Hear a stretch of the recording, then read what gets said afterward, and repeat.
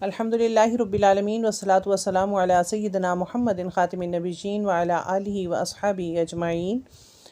और अब्दुल्ला बिन मोहम्मद बयान करते हैं कि एक शख्स ने नबी करीम सल्लल्लाहु अलैहि वसल्लम से लुक़्ता के बारे में दरियाफ़्त किया। आपने फरमाया उसकी बंदिश पहचान ले, या फरमाया कि उसका बर्तन और थैली पहचान ले।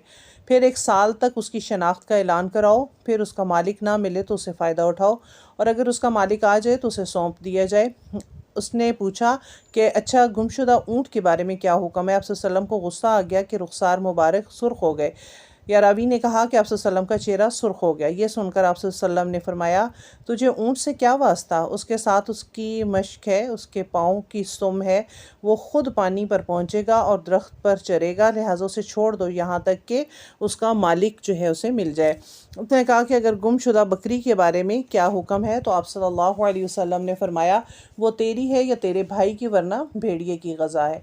अब इसमें जो नबी सल्लल्लाहु अलैहि वसल्लम से पूछा गया लुक़्ता के बारे में, यानी कोई चीज़ अगर गिरी पड़ी मिल जाए तो उसका क्या है, तो इस हदीस की रूह से हमें पता चलता है कि उसका पता करवाया जाए, उस थैली की शनाख्त की जाए, वो किसकी हो सकती है, हमारे इर्द गिर्द हम लोग देखें उसके, और 1 साल तक जो है उस बंदे की को ढूंढा जाए जिसकी वो चीज़ है। और फिर इसी हदीस में उस शख्स ने ऊँट के बारे में पूछा, तो ऊँट जो है उसको छोड़ दिया जाए कि वो अपने चरने की जगह और अपने पानी पीने की जगह जो है वो जाएगा, तो वहाँ से उसका मालिक उसको पा लेगा। और बकरी जो है, बकरी के बारे में भी ये है कि वो तेरी है या तेरे भाई की, वरना भेड़िए की। उसको ऐसे छोड़ा ना जाए, अपने पास रख लिया जाए। पहले उसके पता किया जाए कि किसकी है किसकी नहीं है, इर्द गिर्द देखा जाए कौन बकरियां रखता है, किसका रेवड़ है, किसका यहाँ पे आ सकता है, वरना उसको रख लिया जाए। तो इस हदीस में ये तमाम अहकाम जो हैं वो बताए गए हैं।